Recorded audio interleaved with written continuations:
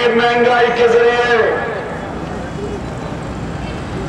लेकिन सवाल आप सबको ये पूछना कि किधर क्या ये 5 खरब रुपया 5,000 अरब रुपए का कर्जा किधर गया?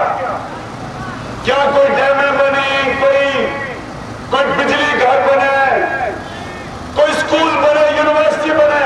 किधर गया कर्जा? किधर गया कर्जा? कौम गरीब हो रही है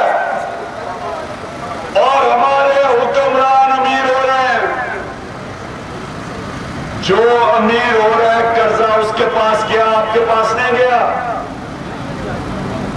अल्लाह कुरान में मुसलमानों को कहता है कि मैं कभी किसी कौम की हालत नहीं बदलता जब तक वो कौम खुद अपनी हालत बदलने की कोशिश ना करे।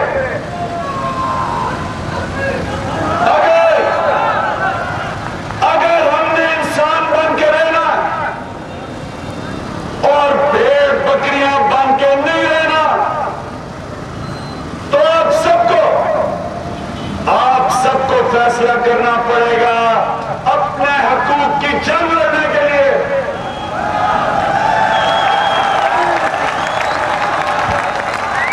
हम सबको मिस्र के लोगों से सबक सीखना पड़ेगा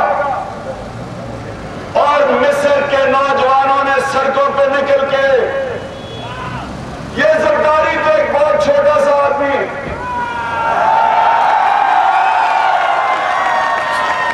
हुस्नी मुबारक इससे बहुत ताकतवर था।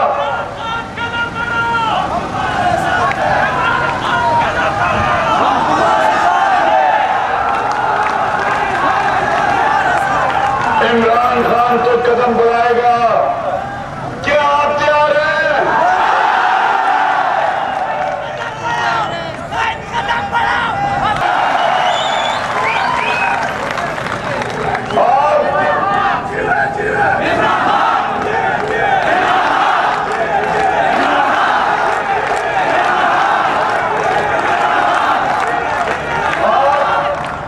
आप तो कई बड़े छोटे होंगे, उम्र में छोटे लगते, आपको तो नहीं पता होगा कि खेलों के ग्राउंड में हमारे दौर में पाकिस्तान कैसे जंग लड़ता था। लेकिन मैं आपको एक बात बता दूं कि जब मैदान में उतरता था आखिरी गेंद तक लड़ता था, कभी हार नहीं मानता था।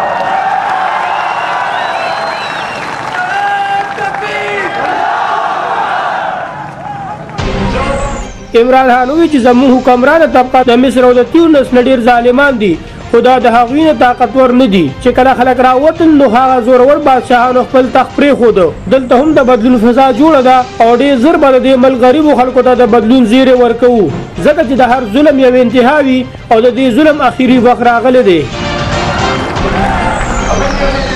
عمران خان به د خپل تقریر په دوران کې د انصاف سټوډنټ فیډریشن د هرې نارې او مطالبې جواب هم وخت په وخت ورکو. सबसे बड़ा इंकलाब लाना, हमें क्यों इंकलाब की जरूरत है? क्योंकि मिस्र का जो बादशाह था, मिस्र का जो आमिर था, उसके अरबों डॉलर मुल्क से बाहर पड़े थे। जो आमिर था उसके भी अरबों डॉलर मुल्क से बाहर पड़े थे।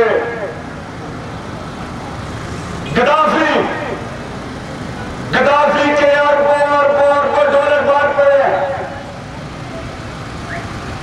ये अपने पैसे के गुलाम हैं,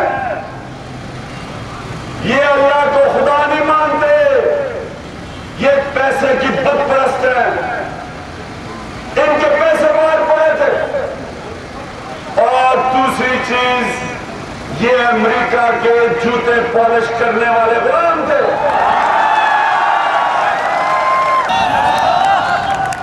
इन दोनों के पैसे किधर पड़े? इनके पैसे पाकिस्तान में पड़े या बाहर पड़े? आवाज नहीं आई। पैसे इधर पड़े, इनके पैसे उधर पड़े हैं जिधर इन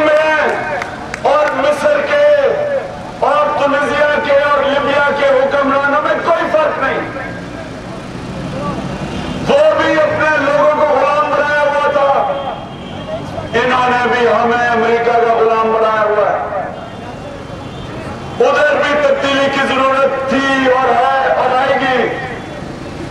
और पाकिस्तान के अंदर मैं आपके सामने दावा करता हूं कि कोई पाकिस्तान की ताकत, कोई जमात ये जो तब्दीली का सराब है इसको नहीं रोक सकती।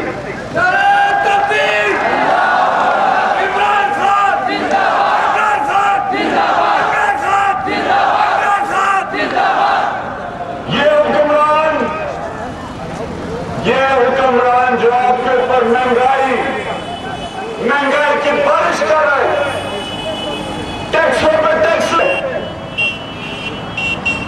सबसे पहले मुझे बताएं कि रायविंड का बादशाह कितना टैक्स दिया पिछले साल? आवाज नहीं आई, कितना टैक्स दिया? नहीं, आवाज नहीं आ रही। नवाज शरीफ ने पिछले साल कितना टैक्स दिया? लगता है आप सबको नहीं पता कितना टैक्स दिया।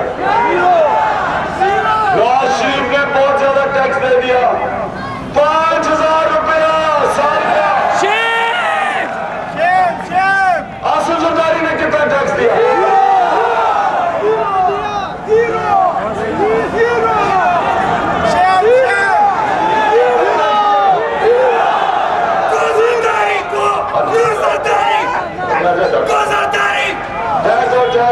जाओ। जाने से पहले ये तो पता चले टैक्स कितना दिया उसने। ये कितना होता है? ये उतना होता है कि अगर सरकारी बैठक करता है उसका वो स्कोर होना था।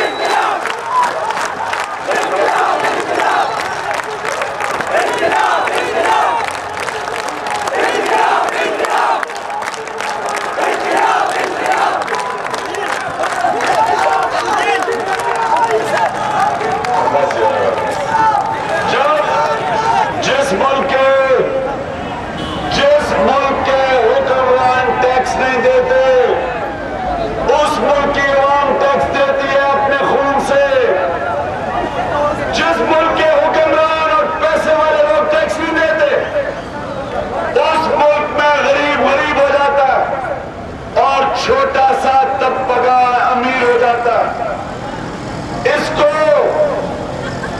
इसको कहते हैं जुल्म का निजाम। हजरत अली रज़ी अल्लाह ताला ने फरमाया था कि कुफर का निजाम चल जाएगा। هغه زیاته کړه چې د امریکې د غلامانو د خلاصي یوه لار صرف تحریک انصاف او عمران خان دی. نور سیاستدان د امریکې غلامان دي او دوی د امریکې نه خپل ملک نشي ازادولی. هغه وویل چې الله موږ ته د خپل ژوند او حالاتو بدلولو مقرره کړې ده چې انقلاب راشي نو د نواز شریف او زرداري غوندې غلو نه به ټیکس اخلو او په غریب قوم به یې لګوو. هغه وویل چې دا غله د یو بل احتساب نشي کولی بلکې دوی یو بل ته د غلا کولو موقع ورکوي. هغه وویل چې تحریک انصاف حکومت به د هر غل احتساب په ښکاره او په منظر عام کوي.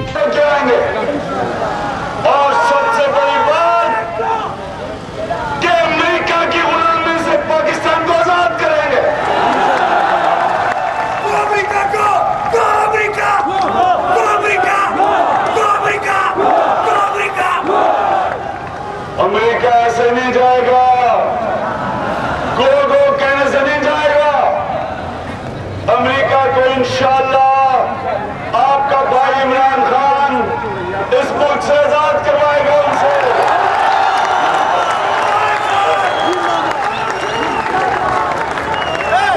मुझे ये बताएं, एक मिनट, अब जवाब देना आपने। क्या आसिफ जरदारी की पीपल्स पार्टी अमेरिका की गुलाम है?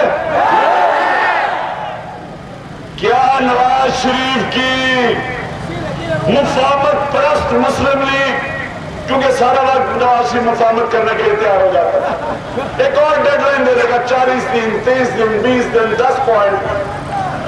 क्या नवाज शरीफ अमेरिका के खास सामने खड़ा हो सकता है?